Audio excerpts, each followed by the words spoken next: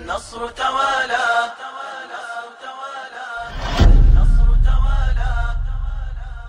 النصر توالى والصرح تعالى النصر توالى والصرح تعالى واليسعر قد زاد اشتعالا واليسعر قد زاد اشتعالا إنه إسلام جلجلت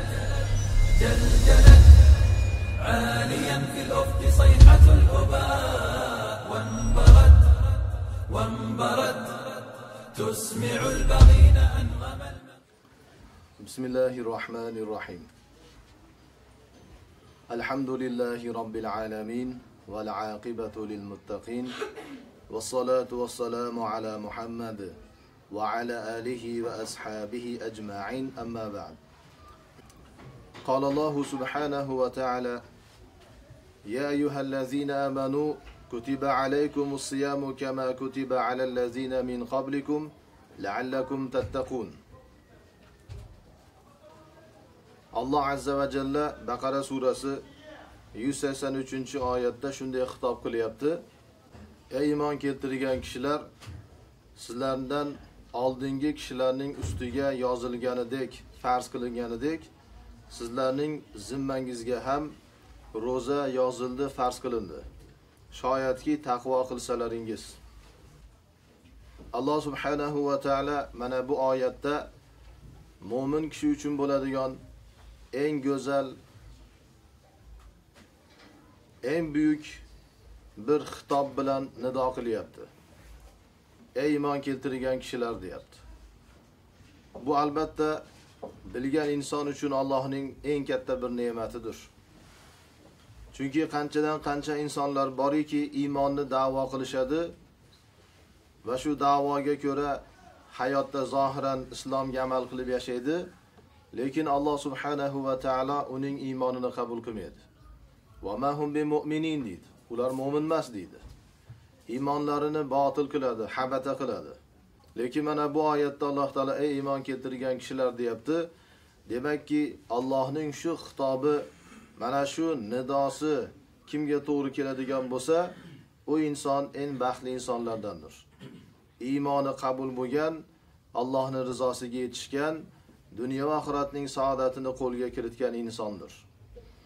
Shuning uchun mana bu oyatlarning qadr qiymatini har bitta mu'min yaxshi bilishligi lozimdir. Robbil alamin buyuk arshning sohibi bo'lgan Alloh subhanahu va taala yer yuzidagi bu ojiz, gunohkor qullarini iymonning sharafatidan mana xitob qilyaptiki, ey iymon keltirgan kishilar deyapti. Mana bunday go'zal, marhamatli, buyuk bir nidodan keyin, azim bir ne'matdan keyin Alloh taolo bir farziyat, hukm to'g'risida xabar beryapti. Kutiba alaykumus siyamu, sizlarning zimmangizga roza farz qilindi. Alhamdulillah, mana bu roza, Ramazon rozasi Allohning farzidir. Hammamiz yaxshi bilamiz, bir sunnat amalga islom qanchadan qancha savoblar, ajrlar, fazilatlar va'da qilgan. Masalan, bomdodning sunnat namozi to'g'risida aytiladiki, xoyrun minad dunya va ma fiha. Dunyo va uning ichidagi butun narsalardan ko'ra yaxshiroq deyiladi. Endi bir sunnat amal dunyo va uning ichidagi butun narsalardan afzal bo'lsa, farz amali to'g'risida nima deb o'ylaysiz? Albatta farz amalining fazilati, ajri, foydalari, manfaatlari yana ham ko'pdir. Ramazonning fazilati to'g'risida nihoyatda ko'p hadislar bor. Lekin men bugun Ramazonning fazilatiga tegishli qisqagina gapirib, boshqa masalalarga o'taman. Ya'ni shak kuni roza tutishlik masalasi, keyin hilol masalasiga o'taman. Bugungi darsimiz 3 qismdan iborat. Qisqacha Ramazonning fazilati to'g'risida, ikkinchisi shak shubhali kunda roza tutishlik masalasi, uchinchisi esa hilol, yangi chiqqan oy, Ramazonning yangi oyini kuzatishlik masalasidir. Mana Alloh subhanahu va taolo roza sizlarga farz qilindi deyapti, sizlardan oldingilarga farz qilinganidek. Demakki bizdan oldingi butun ummatlarga Ramazon rozasi farz qilingan edi. Va bu nima uchun? La'allakum tattaqun, shoyatki saqlansalaringiz. dunyoviy va uxroviy butun zararlardan, butun yomonliklardan saqlansalaringiz deyapti. Roza tutgan odam haqiqatdan ham butun shardan, butun yomonliklardan saqlangan bo'ladi. Endi bu farzni bajarganligi uchun albatta Alloh taolo rozi bo'ladi, Allohning g'azabidan va azobidan najot topadi. Va islomiy hukmlarda hikmatlar ko'p, dunyoviy foydalari ham juda ko'pdir. Tibbiy tarafdan ham hozirgi vaqtda butun dunyoda tibbiyot insonlarni muolaja qilishlikda, insonlardagi kasalliklarni davolashlikda eng go'zal uslub, eng go'zal iloj roza ekanligini tasdiq qilishyapti. Va butun dunyo buni shohidi bo'lyapti. Alloh taolo mana la'allakum tattaqun deyapti. Shoyatki taqvo qilsalaringiz, shoyatki saqlansalaringiz. Roza har tarafdan insonga foydalidir. Ibn Kasir rahimahulloh mana shu oyatning tafsirida o'zlarining Tafsirul Qur'onil Azim kitoblarida aytibdilarki, va huwa al-imsaku 'anit ta'ami wash-sharabi wal-iqa' bi niyyatin kholisatin lillahi azza va jalla. Roza degani Alloh azza va jalla uchun xolis bir niyat bilan yemoqdan, ichmoqdan va jimodan o'zini tiymoqligidir. Va boshqa fiqh kitoblarida yana ham mukammal qilib fajrdan boshlab, ya'ni fajr kirdimi, bomdod vaqti kirdimi, shundan boshlab quyosh botguniga qadar, mag'ribga qadar yemoqdan, ichmoqdan va jimodan o'zini tiymoqligidir. Va xolis niyat bilan bo'lishlik kerak. Mana shuni roza deyiladi. Lima fihi min zakatin nafsi va taharatiha va tanqiyatiha min al-akhlaqir radi'a va al-akhlaqir razila. Ibn Kasir rahimahulloh aytibdilarki, rozada nafsining tazkiyasi bor va tahorati bor, nafsining poklanishligi bor va tozalanishligi bor. Qarang, zakoti, tahorati, tanqiyasi. Uchalasi aslida mushtarak bo'lgan kalimalar. Uchalasi ham poklikka dalolat qiladigan kalima. Lekin Ibn Kasir rahimahulloh rozaning har xil tahoratiga ishorat qilyaptilar. Masalan, yomon insonni jasadidagi insonga zarar beradigan keraksiz va yomon aralashmalardan poklaydi. Roza tutganingizdan keyin sizga zarar qiladigan, sizni jasadingizga dunyo e'tiboridan va oxirat e'tiboridan zarar qiladigan butun narsalarni yo'qolishligiga roza eng katta ilojdir. Val axloqir razilati va pastkashlik axloqlari va razillik, buzuq axloqlardan poklanishlik, tozalanishlik Ramazonda, ya'ni rozada eng mukammal shaklda mavjuddir. Ahmad bin Hanbal va Nasoiylar rivoyat qilgan hadisda an Abi Hurayra radhiyallohu anhu qol qala Rasululloh sallallohu alayhi va sallam atakum Ramazon shahrun muborak. Abu Hurayra radhiyallohu anhu dan rivoyat qilindi, bu kishi aytdilar, Rasululloh sallallohu alayhi va sallam dedilarki, sizlarga Ramazon keldi. Qarang, payg'ambarimiz alayhisalom Ramazon boshlanganda ummatga xitob qilyaptilarki, atakum Ramazon, sizlarga Ramazon keldi deyaptilar.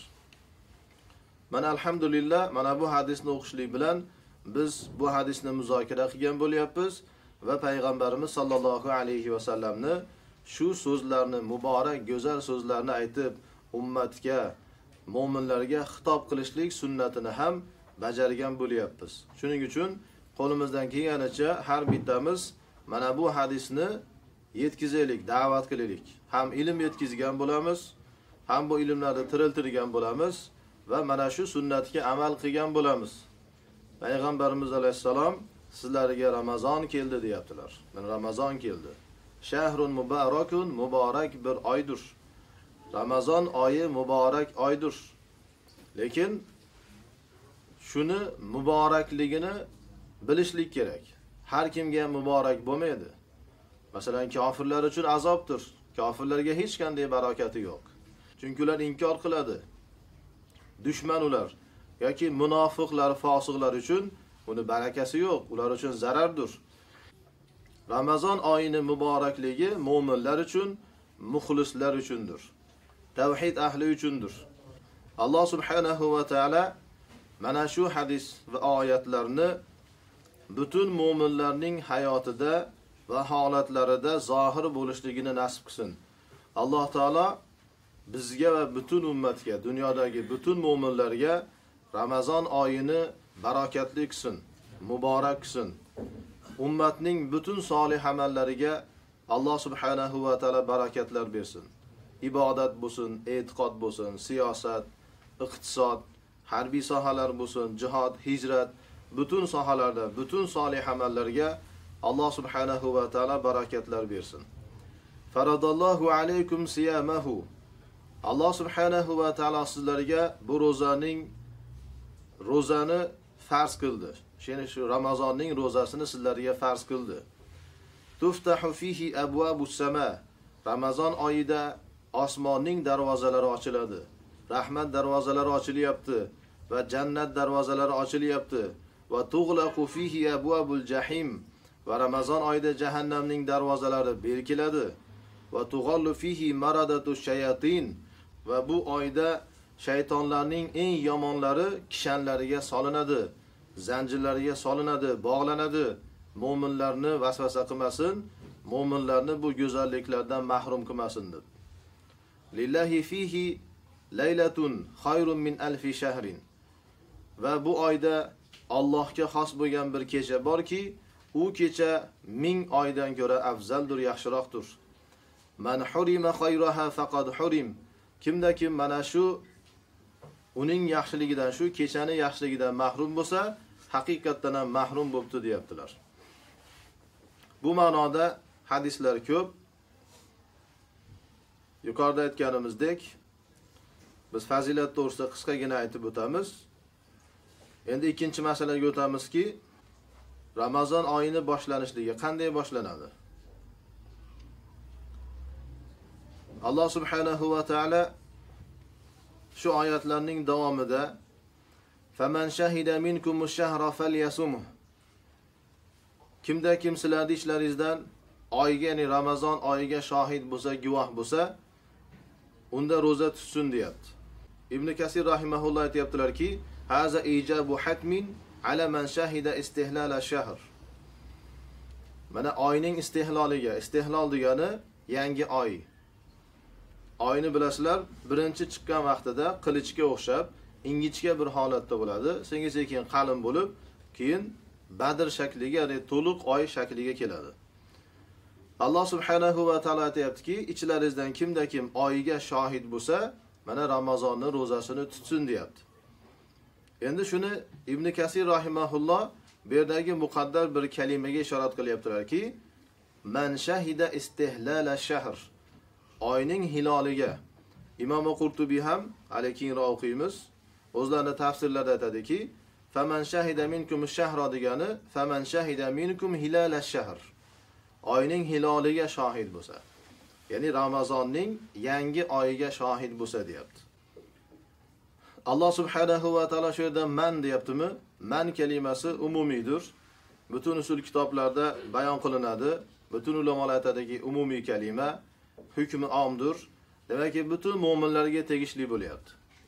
Butun mu'minlar, erkak bo'lsin, ayol bo'lsin, Ramazonni hiloliga shohid bo'lishlikka harakat qilishlari vojibdir.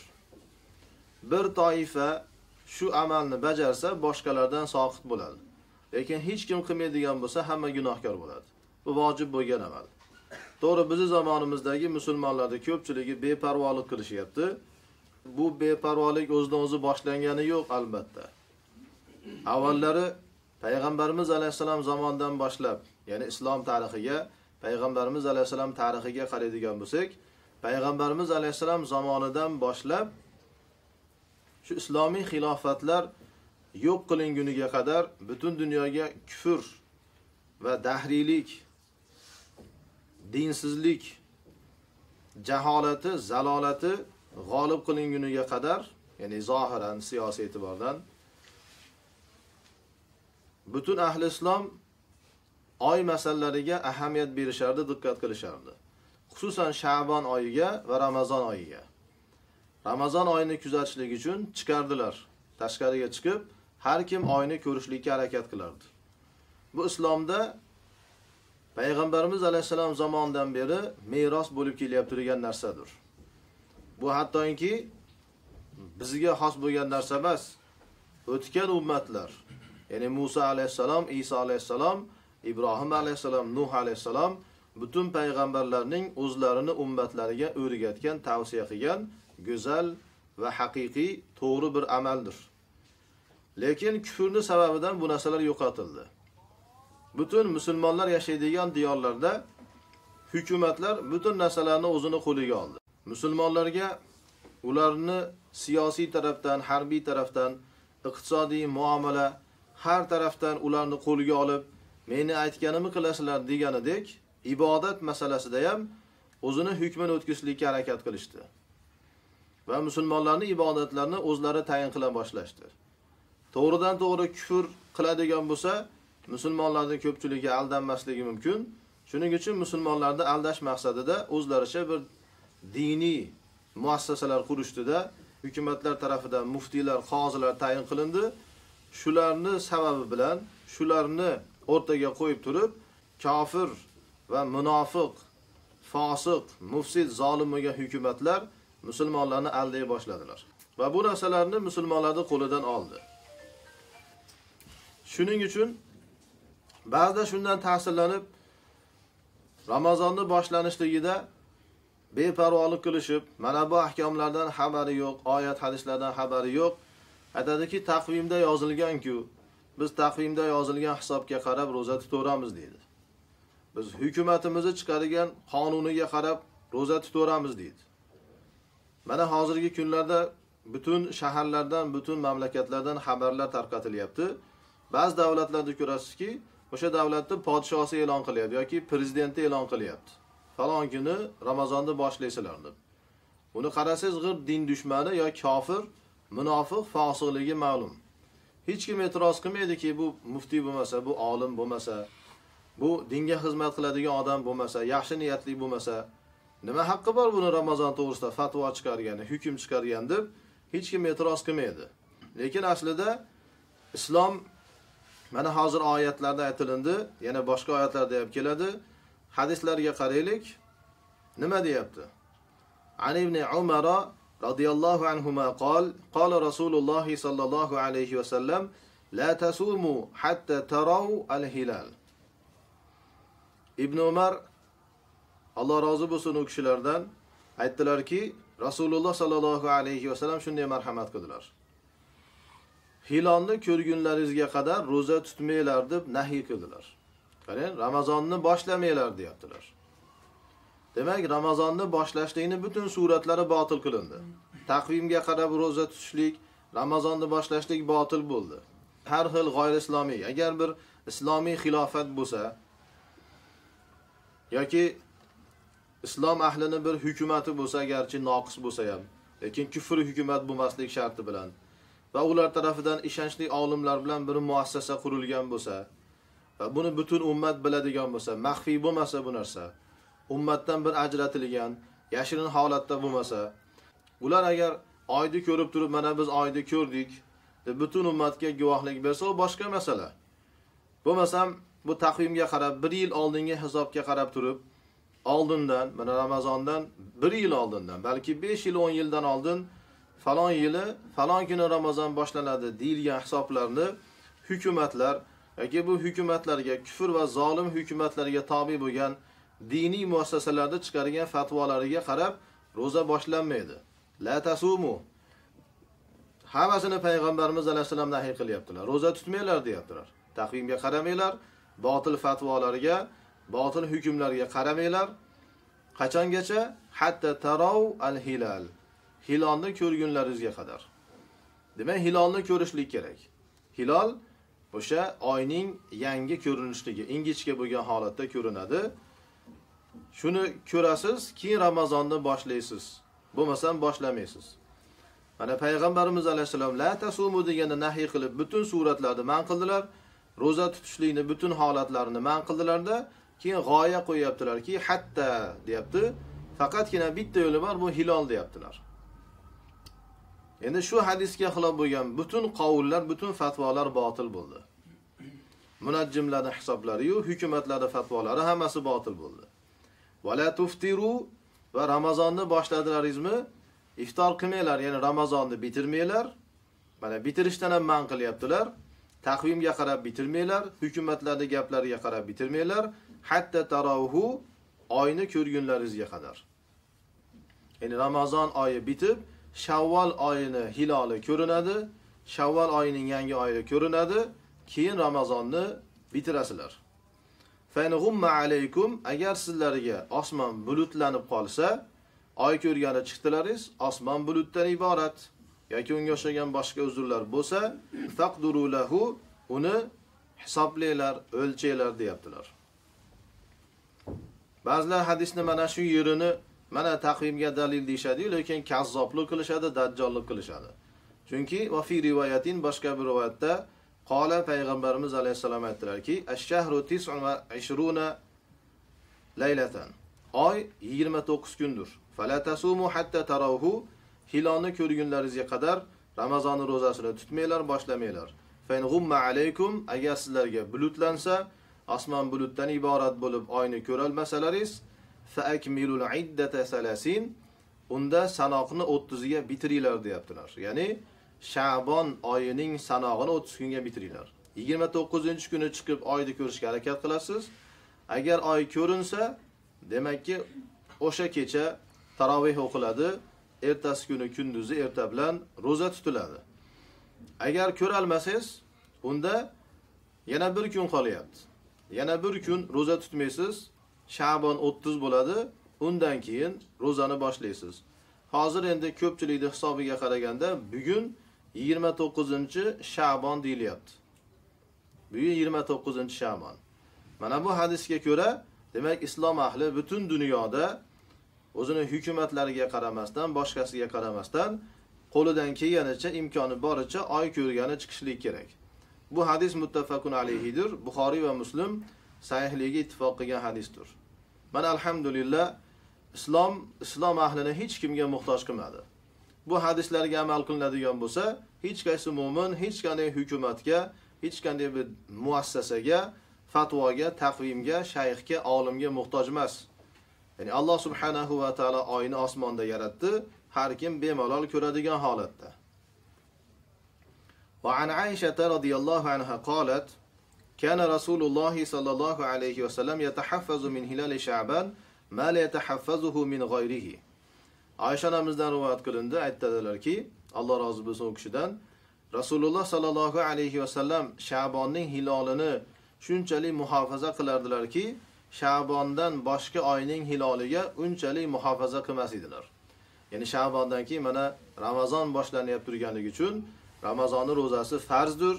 Yuqorida aytdik, mana Alloh taolo farz qildi, oyat nozil bo'ldi, islomning rukunlaridandir, islomning asoslaridan, islomning shartlaridandir. Ramazonsiz, ro'zasiz islom bo'lmaydi.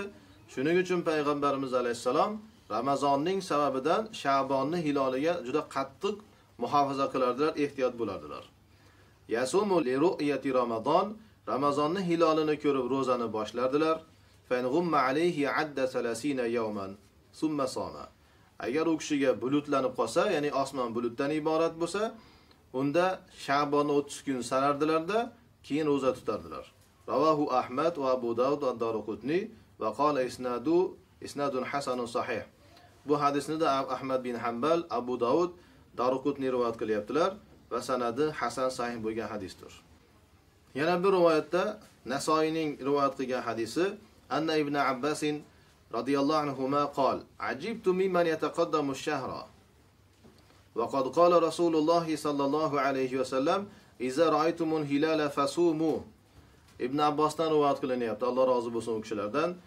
Ramazon oyidan oldin roza tutadigan kishilardan ajablandim deyaptilar. Hayron qoldim deyaptilar. Ramazon oyi boshlanishidan oldin roza tutyapti turgan, Sha'bonning oxirgi kunlarida roza tutyapti bir inson. Ramazonning yaqinlashganligini bildida, erinyapti, dangasalik qilyapti, qiyisi kelmayapti, vaqt ajratgisi kelmayapti. Oyga qarab yuramanmi? Bir ikki kun qo'shib roza tutib qo'yaman. Ramazondan bo'lsa, Ramazonni boshlagan bo'laman. Ramazondan bo'lmasa, nafil bo'ladi. Deydigan insonlarga hayron qoldim. Vaholanki Rasululloh sollallohu alayhi vasallam aytayaptilarki, "Iza ra'aytumul hilala fasumu." Hilolni ko'rganlaringizda roza tutinglar deyapti payg'ambarimiz alayhisalom. Va iza ra'aytumuhu fa'aftiru. Hilolni ko'rganlaringizda iftor qilinglar. Ya'ni Ramazonni hilol bilan boshlanglar va hilol bilan bitiringlar. Fa in ghumma alaykum fa akmilul iddata 30. Agar sizlarga bulutlanib qolsa, sanoqni 30 ga to'ldiringlar deb payg'ambarimiz alayhisalom buyuryaptilar. Va lahu fi ukhra, yana boshqa bir rivoyatda anna Rasululloh sallallohu alayhi va sallam qol: "Sumu li ru'yatihi va aftiru li ru'yatihi." Oyni ko'rib roza tutinglar, oyni ko'rib rozani bitiringlar deyaptilar. Qarang, buyruq bo'lyapti. Al-amru lil vujub, buyruq vujubni ifoda qiladi. Demak, oyni ko'rib rozani boshlashlik farz bo'lyapti, vojib bo'lyapti. Lekin bu farz ayn emas, farz kifoya. Bir toifa insonlar shu amalni bajarsa, boshqalardan soqit bo'ladi. Fa in hala baynakum va baynahu sahabun fa akmilul iddata. Agar sizlar bilan oyning o'rtasiga bulut kirib qoladigan bo'lsa, unda sanoqni bitiringlar. Ya'ni Sha'bonning sanoqini bitirib 30 kun qilib roza tutinglar. Va la tastaqbilush shahra istiqbalan. Va oyga shu to'g'ridan to'g'ri boshlamanglar. Oyga shunday boshlamanglar deb nahiy qilyaptilar. Hozir bu rivoyatni zohiriga qaraydigan bo'lsangiz, ya'ni Ramazon oyini shunday o'zlaringizcha taxminlar bilan hozirgi ko'rsatmani tark qilgan holatda, oy ko'rishlikka beparvolik qilgan holatda boshlamanglar degan masala kelib chiqadi. Lekin bu hadis boshqa rivoyatlarda, boshqa roviylardan Sha'bondan bir kun roza tutib Ramazonni boshlamanglar degan ma'noda qo'shimchalar kelgan. Endi unga qaraydigan bo'lsangiz, ya'ni masalasi xulosasi ayni bo'ladi. Oy ko'rishlikka erinib turib, bu masalaga beparvolik qilib turib, Sha'bondan qo'shib Ramazonga rozani boshlamanglar degan nahiy bo'ladi. Bular hammasi bizga oy ko'rishlik vojibligini ko'rsatyapti. Agar inson mana shu hadislarga xilof qiladigan bo'lsa, ham vojibni tark qilyapti, ham munkarga tushyapti. Endi oyni ko'rmayib turganlar ikki xil holatga tushadi. Birinchisi, roza tutishadi. Ular roza tutib ikkita munkar qilyapti. Ba'zilar roza tutmaydi-da, majbur keyin boshqalarga taqlid qilishlik, boshqalarga ergashishlik majburiyatida qoladi. Endi u boshqalar taqvoli insonlar bo'lsa yaxshi. Taqvoli insonlarga ergashsangiz, ishonchli insonlarga ergashsangiz, bu yaxshi narsa. Lekin kofir yoki zolim, fosiq hukumatlarning hukmlariga muhtoj bo'ladigan bo'lsangiz, bu siz tarafdan juda katta bir zulmdir. Ya'ni o'zingizga zulm qilyapti turgan bo'lasiz. Diningizga zulm qilyapti turgan bo'lasiz. Bunday farz bo'lgan amalda bunday beparvolik qilmaslik kerak. Dunyoviy narsalarimizni bu zolim va kofir hukumatlariga tark qilishlikka hech qachon rozi bo'lmaymiz. Dinimizni asosi, dinimizni rukni bo'lgan Ramazon masalasini qanday qilib ularga tashab qo'yamiz? Nima uchun ularda so'ziga qarab amal qilishligimiz kerak? Roza tutganlar ikkita munkarga tushadi dedik. Buxoriy va Muslim rivoyat qilgan hadisda va an Abi Hurayra radhiyallohu anhu qala Rasululloh sallallohu alayhi va sallam la yataqaddamanna ahadukum Ramazon bi sawmi yawmin aw yawmayn. Abu Hurayra radhiyallohu anhu dan rivoyat qilinib bu kishi aytdilar, Rasululloh sallallohu alayhi va sallam dedilarki, sizlardan birortalaringiz Ramazondan oldin bir kun yoki 2 kun roza tutib boshlamasin deyaptilar. La yataqaddamanna. Qarang, la deb nahiy bo'lyapti. Demak, Ramazondan bir kun, 2 kun oldin roza tutib, rozani boshlamanglar deyaptilar. Ya'ni Sha'bonning oxirgi kunlarida. Buni la deb nahiy qilyapti, oxirida nun ta'kid kelyapti. Ta'kidlab turib nahiy qilyaptilar. Demak, harom bo'lyapti. Harom bo'lyapti. Sha'bonning oxirgi kunlarida bu Ramazonmikin, Ramazon emasmikin deb shak qilib roza tutsangiz harom bo'ladi. Illa yakuna rajulun kana yasumu sawman falyasum zalika al-yawm. Lekin shu oxirgi kun sizni odatingizga to'g'ri kelib qolsa, ya'ni siz ba'zi hadislarni o'zingizga odat qilib olgansiz, davomiy shaklda amal qilyapsiz. Masalan, dushanba, payshanba roza tutar edingiz.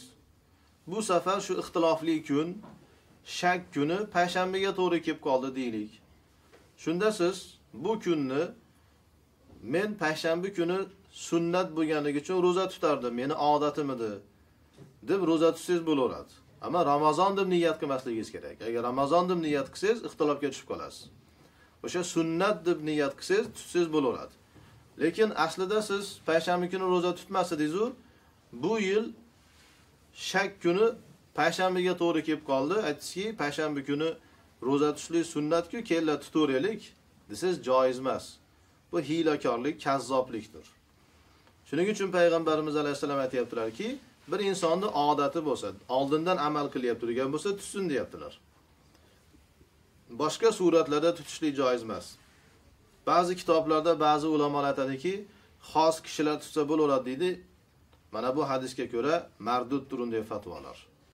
Xos bo'lsin, om bo'lsin, butun insonlar shak kuni roza tutishlikdan man qilindi. Buxoriy va Muslim rivoyat qilgan sahih hadisdir. Yana boshqa bir hadisda, bu ham sahih hadis, va an Abi Hurayra radhiyallohu anhu qol, qala Rasululloh sallallohu alayhi va sallam, "Iza intasafa Sha'ban fala tasumu." Rasululloh sallallohu alayhi vasallam aytayaptilar-ki, Sha'bon oyi yarimiga keldimi, roza tutmanglar deyaptilar. Qarang, islom qanchalik ehtiyotkorlik qilyapti. Ammo Sha'bon oyini yarimiga o'tgandan keyin roza tutmanglar, rozadan man qilyaptilar. Nimaga? O'sha Ramazonga qo'shilib ketmasin deb. Hali keyingi darslarda yana bir masalani zikr qilamiz. Oyatda qisman zikr qilindi. Alloh taolo aytdiki, Ramazon rozasi sizlarga farz qilindi, sizlardan oldingilarga farz qilingandek dedi. Demak, oyatga ko'ra o'tgan ummatlarga ham Ramazon rozasi farz qilingan edi. Lekin ular Ramazon rozasini tark qilishdi. Qisqacha aytib o'taman.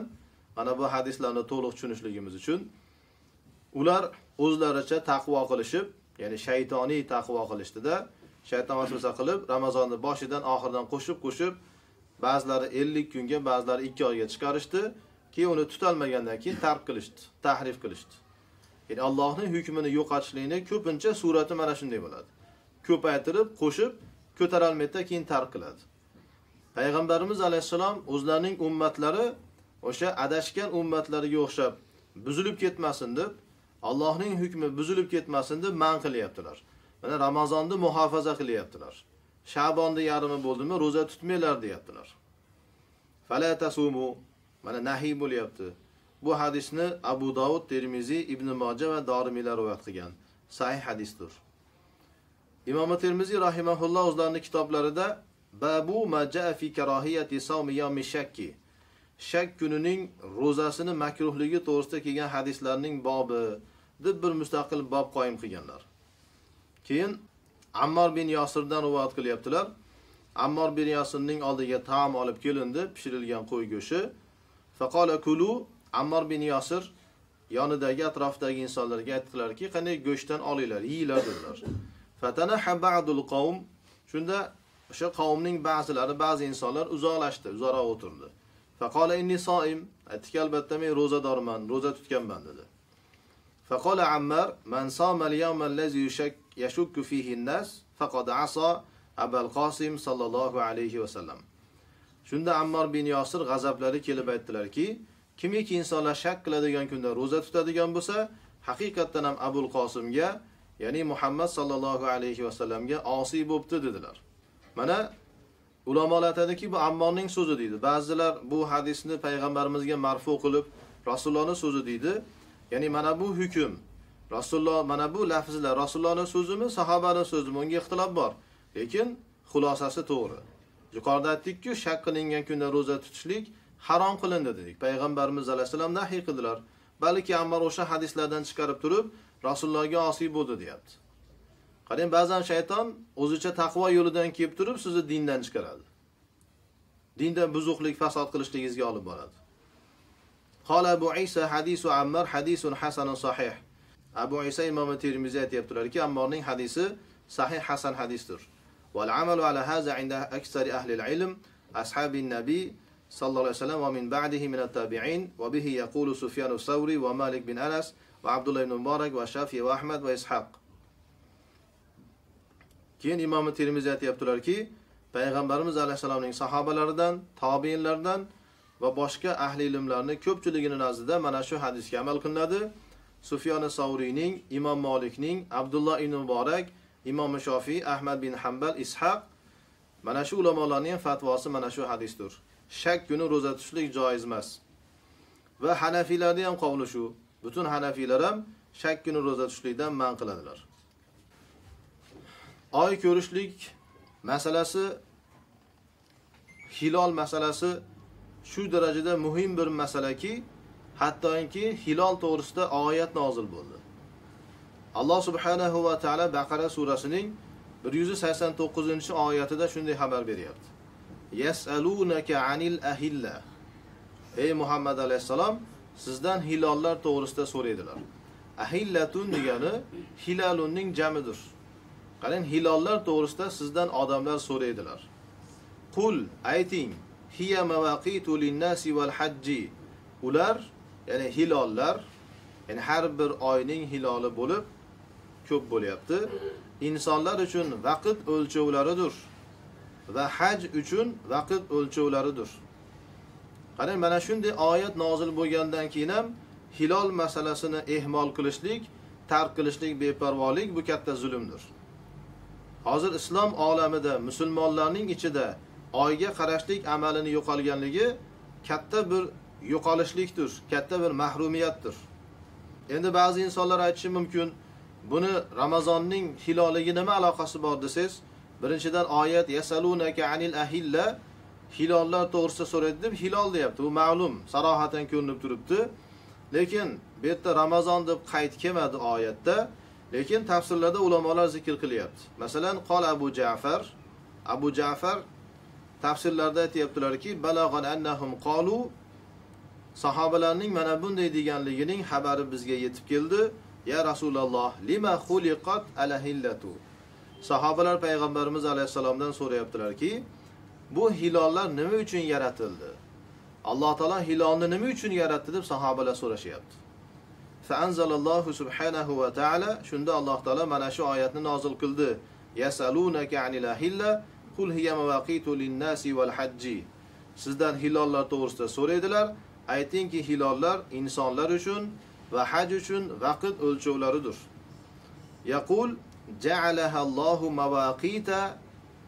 Va aytibdilarki, Alloh taolo hilollarni vaqt o'lchovlari qilib yaratdi. Nima uchun? Lisawmil muslimin. Qarang, islom ahlining ro'zasi uchun deyapti. Mana tafsirda sarohatan kelyapti. Ro'za uchun deyilyapti. Va iftorihim, va ro'zalarni bitirmaslik uchun deyapti. Demak, bu oyat hadislarni zoya qilmaslik kerak. Agar bir inson bu oyatni tushunmasa ham, oldingi hadislarda sarohatan aytildi-ku, payg'ambarimiz alayhisolamning shuncha buyrug'idan keyin nahotki qalbida iymoni bo'lgan insonlar oy ko'rishlikka yana beparvolik qilaversa, yana o'sha kofirlar, zolimlarning targ'ibotlaridan ta'sirlanib, yana o'shalarga ergashib ketaversa ko'r-ko'rona. Bu vaqtda ba'zi insonlarga hayron qolasiz. Katta-katta imomlarga shak qilishadi. Biz Abu Hanifaning so'zini olmaymiz, Imom Shofiyning so'zini olmaymiz, ularning so'ziga ergashmaymiz deydi. Biz dalilga ergashamiz deydi. Dalilga ergashgani to'g'ri. Imomlarga shak qilishadi, imomlarning so'zini tekshirmoqchi bo'ladi, lekin hukumatlarning so'zini tekshirmaganligi, hukumatlarning hukmlariga hech qanday e'tiroz qilmasdan qabul qilganiga hayron qolasiz. Islom ummatining rahbarlari imomlariga e'tiroz qilishadi, shak qilishadi, lekin kufr rahbarlariga, zulm rahbarlariga so'zsiz itoat qilishadi. Bu nihoyatda katta zulmdir, bu jaholatdir. Alloh subhanahu va taolo qiyomatda bizni hech qanday uzrimizni qabul qilmaydi. Agar biz bu masalalarni tark qilsak, o'zi tark qilganligimiz uchun gunoh bo'ladi, ki bu zolim hukumatlar, kofir hukumatlar bizni aldayib turgan bo'lsa va g'oliban aldaydi, ular kazzob chunki ular hech qachon bizni ro'zamizni, ibodatimizni g'amini yemaydi ular. Musulmonlarning ro'zasi qabul bo'lsin, Ramazonda boshidan boshlasin, Ramazon masalasi xato bo'lmasin deb o'ylamaydi ular. O'ylasa musulmonlarni bunday xorlab, qirib, vahshiyona o'ldirmas edi. Musulmonda o'zini qadr qiymatini bilmaydi-yu, uni ibodatini qadr qiymatini biladimi? Ular aldayib turganligi ochiq bo'lsa, hozir musulmonlar tekshirmaganligi uchun bilmaydi-ku. Va g'oliban aldayapti ular. Qiyomatda Alloh subhanahu va taolo so'rasa, nimaga Ramazonni xato tutdilaringiz? Nimaga Ramazonni birinchi, ikkinchi kunlarni tark qildilaringiz? yoki nimaga Ramazon bitishidan oldin sizlar bayram qildilaringiz deb so'rasa, albatta bu zamondagi musulmonlarda ko'pchilik aytadiki, biz taqvimga qaradik. Bizni hukumatlar shunday fatvolar chiqargan edi. Shunday hukm chiqargan edi, shunga ergashdik deydi. Alloh subhanahu va taolo mana bu hukmlarni eslatadi keyin. Sizlarga mukammal holatda din jo'natdik. Hech kimga muhtoj emas edilaringiz-ku. Mana bu masalada biz hech kimga muhtoj emasmiz. Alhamdulillah Alloh taolo dinini shunday mukammal qilganki, islom ahli Allohdan boshqa hech kimga muhtoj emas. Dinimizdagi eng asosiy amallar, masalan tavhid masalasi, alhamdulillah mukammal bayon qilingan, hech kimga muhtoj emasmiz. Ikkinchisi mana namoz masalasimi? Namoz masalasida ham Alloh taolo butun islom ahlini hech kimga muhtoj qilmadi. Namozning vaqtlari islomda quyoshning harakatlarini o'zgarishiga bog'liq bo'ldi. Qarang, quyoshning harakatlariga bog'liq bo'lyapti. Namozni vaqtlarini bilishlik uchun inson olim bo'lishligi, professor bo'lishligi, madrasani bitirishligi shart emas. 2-3 kun kuzatadi va hadislardagi kelgan ahkomlarni o'rganadi, amal qilaveradi, najot topadi. Qarang, hozirgi vaqtda namoz vaqtlari to'g'risida ham juda ko'p ixtiloflar bo'lyapti.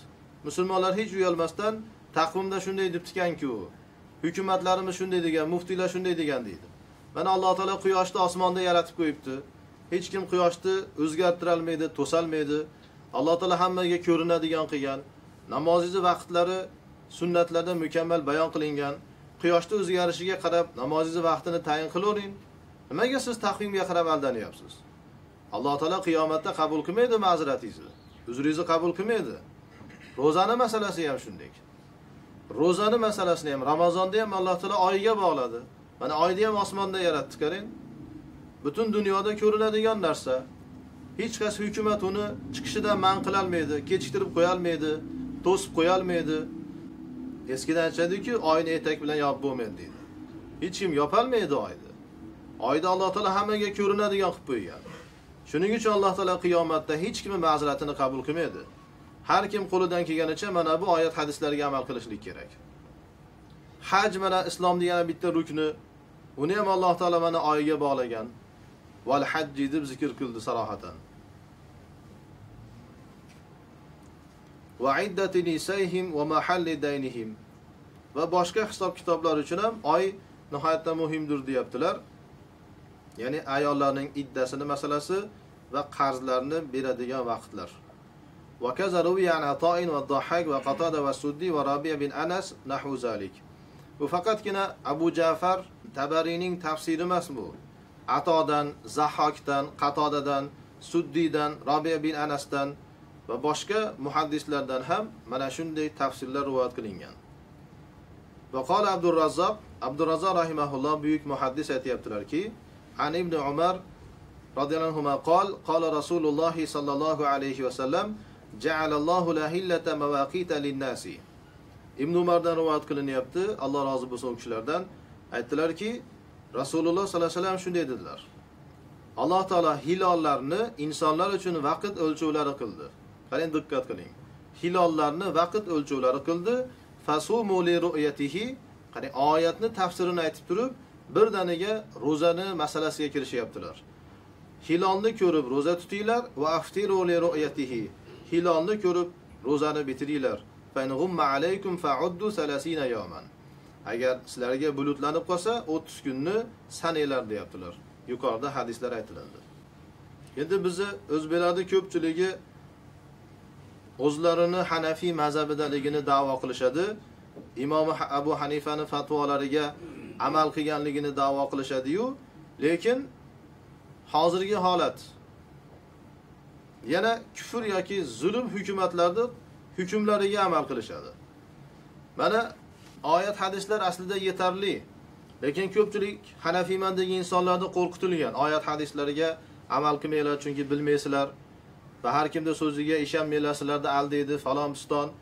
Kufr hukumatlar to'g'risida hech qanday ogohlantirish yo'q.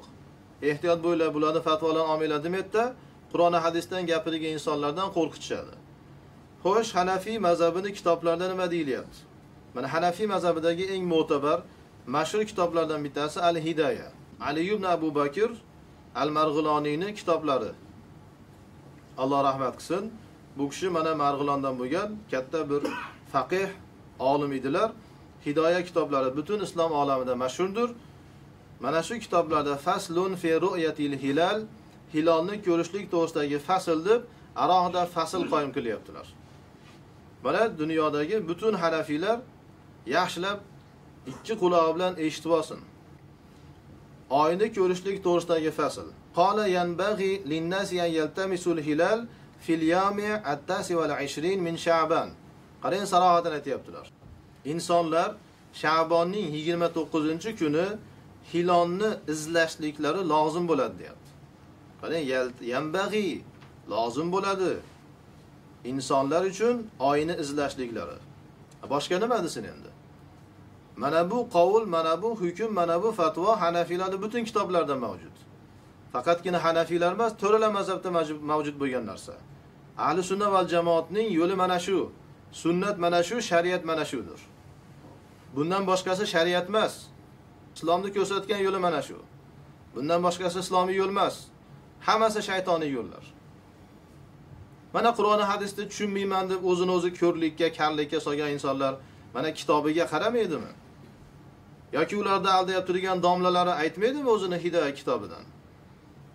İnsonlarga lozim bo'ladi deyapti-ku. Yanbaghi lil hukam demayapti-ku, hokimlarga lozim bo'ladi yoki lil muftiyin, muftiylarga demayapti, insonlarga deyapti. Yuqorida oyat hadislarni xulosasi nima bo'lsa shuni aytayaptilar.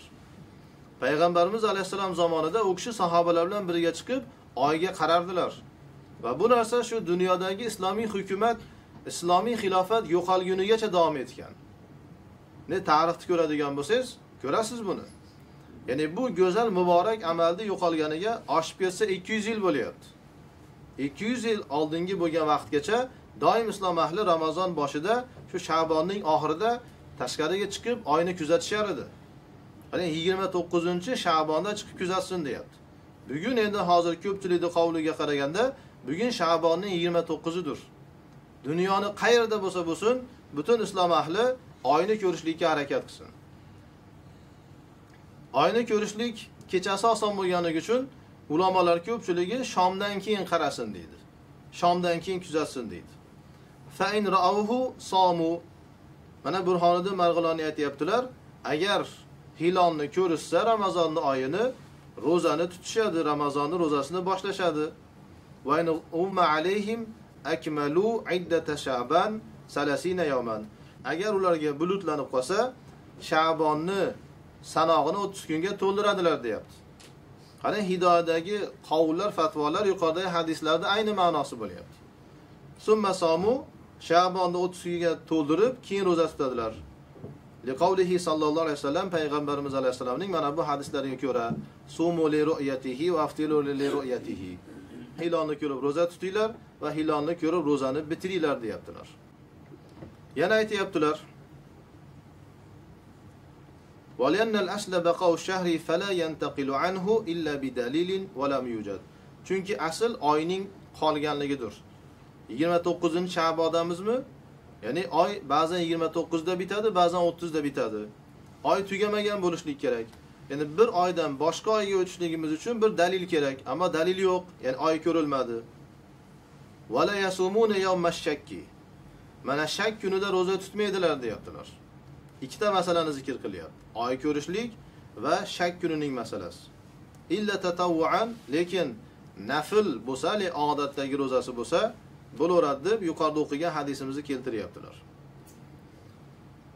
Qala va iza kana bis-sama'i illatun qabila al-imamu shahadata al-wahid al-'adl fi ru'yati al-hilal rajulan kana aw imra'atan hurran kana wa 'abdan. Agar osmonda bir illat, bir sabab bo'lsa-ki, oyni ko'rolmasalar, bulut bo'lsa yo tutun bo'lsa yoki chang bo'lsa yoki boshqa holatlar bo'lib oyni ko'rolmasa, imom deyapti. Xalifa, sulton, mo'minlarning amiri, mo'minlarning rahbari bir kishining guvohligini qabul qiladi deyapti. Ya'ni jamoat bo'lib oyni ko'rolmasa, necha kishining so'zi qabul qilinadi? Shunda ixtiloflar bor. Jumhur aytadiki, bir kishining so'zi qabul bo'ladi deydi. Hanafiylarning qavli ham shu. Lekin ba'zi ahli sunna va jamoat, masalan, Malikiylar aytadiki, Malikiylarning ko'pchiligi 2 kishi bo'lishlik kerak, kamida 2 erkak shohidlik berish kerak deydi. Lekin Malikiylarda jumhurning so'zini olganlar ham bor. Shuning uchun jumhur ahli sunna val jamoatning ko'pchiligini qavli shuki, agar osmonda biror illat bo'lsa, bir kishini guvohligiga qabul qilinaveradi. Mana Hanafiylarning qavli ham shu. Erkak bo'lsa ham, xotin bo'lsa ham farq qilmaydi. Hur bo'lsa ham, qul bo'lsa ham farq qilmaydi. Lannahu amrun diniyun, chunki bu diniy ishdir. Va tushtaratul adalatu, lekin adolat shart qilinadi. Bitta bo'lsin, adolatli bo'lsin dedi. Lanna qawlal fasiq fi diyanati ghayru maqbulin, chunki fosiqlarning so'zi diniy masalalarda maqbul emas deyaptilar. Qarang, hidoyatda kelyapti degan so'zlarni qarang. Hozirgi Hanafiyman deganlarni fikriga yu amallariga hech to'g'ri kelmaydi. Hozirgi Hanafiyman deganlarning ko'pchiligi, ming afsuslar bo'lsinki, hidoyatga hech qanday amal qilishmaydi. Demak, bu soxta Hanafiylik bo'lyapti. Hanafiy mazhabini badnom qilishyapti, Hanafiy ulamolarini badnom qilyapti. Mana hidoyatning fatvosi shu bo'lyaptiki, fosiqlarning so'zi olinmaydi deyapti. Bir fosiq kelib aytayaptiki, oyda ko'rdim desa, olinmaydi. Fosiq kim? Gunoh kabiralarni qilgan yoki gunoh kabiralardan bittasini qilgan. Hozir bu masalada odamlarga fatvo berib, boshqa fatvolarni rad qilib, illo meni hisobimga, taqvimga ko'ra amal qilasan deb turgan hukumatlar din dushmani-ku ular. Qala va iza lam takun bis-sama'i illatun lam tuqbal ash-shahadatu hatta yarahu jam'un kaseerun yaqulu ilmu bi khabarihim. Agar osmonda biror illat sabab bo'lmasa, osmon ochiq bo'lsa, unda xabarlari bilan ilm, yaqiniy ilm sobit bo'ladigan bir katta bir jamoat ko'rguniga qadar shahodat qabul qilinmaydi.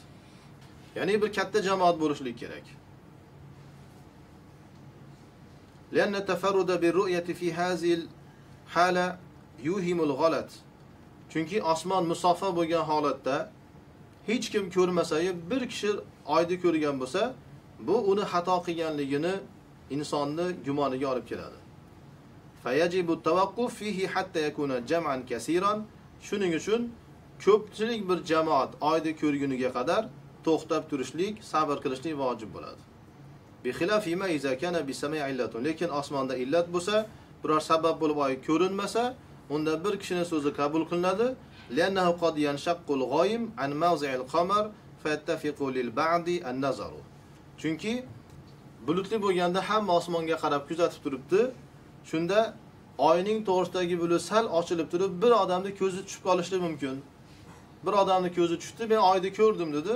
Yana bulut keldi, berkitdi, boshqalar ko'rmadi. Ana unday holatda u kishining so'zi qabul qilinadi, deyapti. Keyin ko'pchilikda haddi to'g'risida masalalar bor. Ya'ni ahli mahalla bo'lsin deydi, Abu Yusuf 50 kishi bo'lsin deydi. Keyin fitr masalalariga o'tib ketyapti. Ya'ni masalalar ko'p, alhamdulillah. Qarang, hilolni ko'rishlik to'g'risida yuzlarcha, minglarcha masalalar bor. Hilolni ko'rmaslik bilan, hilolni kuzatmaslik bilan islom ahli minglarcha masalalar tarqib boryapti. Qancha oyat hadislar bor. Osama buncha masalalarni ehmol qilishlik, zoya qilishlik. Mashhur Shofiy ulamolaridan Ahmad bin Ali ibn Hajar rahimahulloh Buxoriyning sharhlarida Fathul Boriyda shunday dedilar. Yuqoridagi hadislarni keltirib, istudulla bihi ala wujubi as-sawmi wal fitri ala man ra'a al-hilal wahdahu. Bir inson yolg'iz o'zi hilolni ko'radigan bo'lsa, roza tutishligi vojibligiga va rozani bitirishligi vojibligiga mana shu hadislardan dalil qilinadi. Va illam yasbut biqawlihi, agarchi uni so'ziga qarab hukm berilmasa ham. Bu nima degani? O'sha ko'pchilik oyga qarayapti yoki butun dunyo mana hozir Ramazon arafasida siz o'zingiz oyni ko'rdingiz. Haqiqatan ham ko'rdingiz, uyqusiraganingiz yo'q, yoki ko'zingizga ko'rinib ketgani yo'q, yoki kiprigingizga bitta narsa tushib qolgani yo'q. Haqiqatan ko'rdingiz, ko'zingizga ishonmaysizmi? Lekin butun dunyo uni xilofida. Shunda Ibn Hajar rahimahulloh aytibdilarki, roza tutishliging farz bo'ladi, deyapti. Chunki siz oyni ko'rdingiz. Yuqoridagi oyat hadislarda buyrug'i keladi. Sumu li ru'yatihi, oyni ko'rib roza tutinglar dedi. Alloh taolo aytdi: "Faman shahida minkum ash-shahra falyasumhu." Sizlarning ichlaringizdan kimiki oyga shohid bo'lsa, roza tutsin dedi. Va huwa qawlul a'immatil arba'ati fi as-sawmi. Mana rozani boshlanishligida 4 imomning qavli mana shudir, deyapti. Qari Ibn Hajar rahimahulloh aytibdiki, bitta o'zingiz ko'rsangiz ham rozani boshlashligingiz farz bo'ladi. Bu to'rala imomning so'zidir, to'rala mazhabning fatvosidir, deyaptilar. Endi hilolga tegishli yana bir masala bor, muhim bir masala. Imom Qurtubiy o'zlarining tafsirlarida nihoyatda go'zal bayon qilganlar.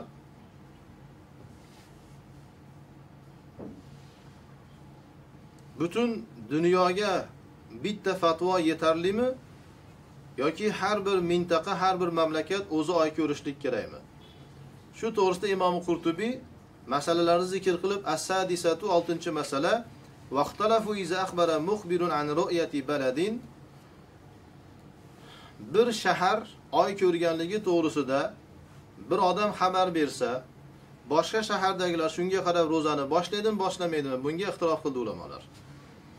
Endi bu ikki xil holatdan iborat bo'ladi. Fala yakhlu an yaqruba aw yab'uda. O'sha shaharlar bir-biriga yaqin bo'lishi mumkin yoki uzoq bo'lishi mumkin. Fa in qaruba fal hukmu wahidun. Agar shaharlar bir-biriga yaqin bo'lsa, hukm bittadir. Shaharlar bir-biriga yaqin, yonma-yon bo'lsa, hukm bitta. Mana masalan Istanbul bilan Bursa yonma-yon shahar.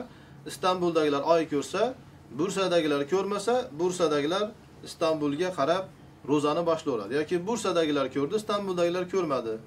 Bursadagilarga ergashib ketaveradi.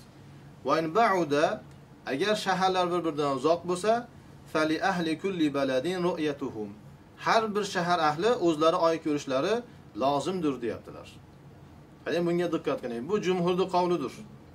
Ruwiya hadza an Ikrima wal Qasim wa Salim wa ruwiya an Ibn Abbas wa bihi qala Ishaq wa ilayhi ashara al-Bukhari haythu bawaba li ahli kulli baladin ru'yatuhum. Mana bu fatvo, mana bu qavl Ikrimadan, Qosimdan, Salimdan rivoyat qilindi. Ibn Abbosdan ham rivoyat qilingan va Ishaqning ham fatvosi shu. Imom Buxoriy ham shunga ishorat qildilar va Imom Buxoriy, mana bilasizlar qanchalik katta muhaddis, mujtahid, o'zlarining kitoblarida mustaqil bob keltiryaptilar. Li ahli kulli baladin ru'yatuhum. Har bir shahar ahli oy ko'rishlik kerak deyaptilar. Bizi zamondagi musulmonlarning ko'pchiligini xatolardan bittasi, o'zlari oy ko'rmaydi-da, radio yoki televizorga qarab o'tirishadiki, Saudiya nima derkin, Turkiya nima derkin, Pokiston nima derkin deb ularga quloq solib, ularni kuzatib o'tirishadi. O'zlari boshqa davlatlarda. Har bir davlatdagi insonlar, mu'minlar o'zlari ko'rishlik kerak. Va haka Abu Umar al-ijma' ala annahu la tura'a ar-ru'yatu fima ba'uda min al-buldan kal-Andalus min Khurasan. Abu Umar, ya'ni Ibn Abdul Bar ijmo naql qilyapti. Ahli sunna va jamoatning ijmosi sabit bo'lgan deyapti. Agar shaharlar bir-biridan uzoq bo'lsa, Andalus bilan Xurosonga o'xshab, unda bir-birini ko'rganligi rioya qilinmaydi. Qala va likulli baladin ru'yatuhum. Va har bittasi o'zlari oy ko'rishlari lozim bo'ladi deyapti. Keyin Imom Qurtubiy buni dalilini keltiryapti. Jumhurning dalili, shu ijmoni dalili mana shuki, Buxoriy va Ibn Mojadan boshqa butun muhaddislarning rivoyat qilgan bir hadisi bor.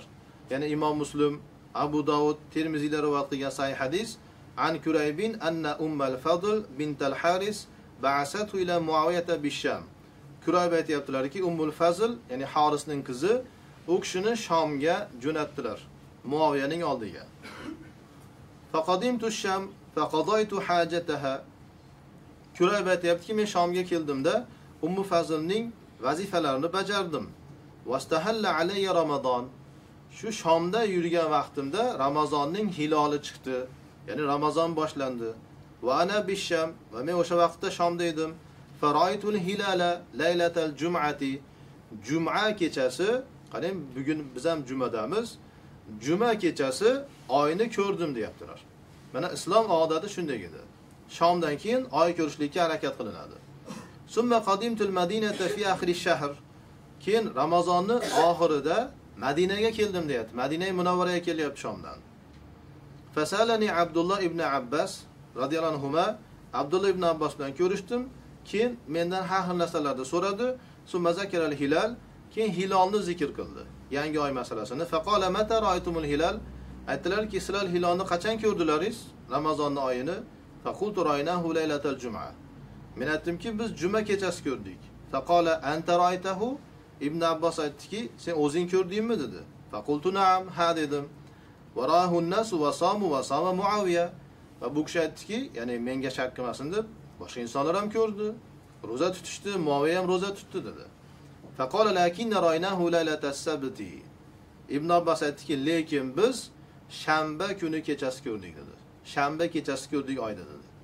Fala nazalu nasumu hatta nukmila 30 aw narahu. Shuning uchun sizlar ro'zani bitirsalaringiz ham, bizdan bir kun oldin tutibsizlar ekan, sizlar ro'zani bitirasizlar, ammo biz ro'za tutaveramiz toki Ramazonni 30 kun qilgunimizga qadar yoki Shavvolning yangi oyini ko'rgunimizga qadar dedi. Qarang, Ibn Abbos aytmadiki, Muaviya ko'rgan bo'lsa, Muaviya amirdir. Uni so'zi so'zdir. Sizlar ko'ribsizlar ekan, bo'ldi biz sizlarga ergashamiz demayapti. Ya'ni Shom bilan Suriya bilan Madina o'rtasida qanchalik farq bor? Unchalik farq yo'q-ku. Demak ki Afg'onistondagi insonlar yoki O'zbekistondagi insonlar Arabistonni kuzatib o'tirishligi, Arabistonda so'ziga amal qilamiz deyishligi noto'g'ri bo'lyapti. Ibn Abbos aytayaptiki, biz o'zimiz oy ko'ramiz deyapti yoki oyda to'ldiramiz deyapti. Faqultu avala taktafi bi ru'yati Muaviyata va siyamihi. Men Ibn Abbosga aytdimki, Muaviya oyda ko'rganligi va ro'zani boshlaganligi sizga kifoya qilmaydimi? Yetmaydimi shu narsa? Nimaga siz alohida ko'ramiz, alohida hisoblaymiz deyapsiz desa, faqala la, aytdilarki yo'q, kifoya qilmaydi. Hakaza amarona Rasululloh sallallohu alayhi va sallam. Rasululloh sallallohu alayhi va sallam bizga mana shunday amr qilgan dedilar. Qarang, mana sahih hadis. Mana shu islom, mana shu haq so'zdir. To'g'ri, buni ziddida bo'lgan qavullar ham bor, lekin ular zaif qavullardir. Bitta suratda butun islom olamiga bitta hukm bersa joiz bo'ladi. Agar butun islom olami bitta xalifaga itoat qilsa. Agar har xil boshlanganda fitna bo'ladigan va islom olamiga, islom hukumatiga, siyosatiga qattiq zarar beradigan xatarlar bo'lsa, shunda xalifa ulamolar bilan mashvara qilib bir muayyan kunda e'lon qilsa bo'ladi. Bunga ulamolar izn berishgan.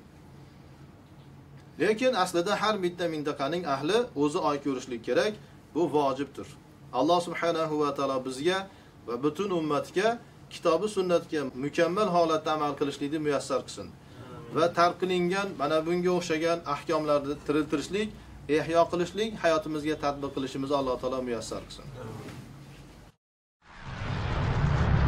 من البهو هبت رياح هباء فطار القصيد يحاكي الهوى رياح الهموم وكف الغيوم تنادي هذا من جلا من البهو هبت رياح هباء فطار القصيد يحاكي الهوى رياح الهموم وكف الغيوم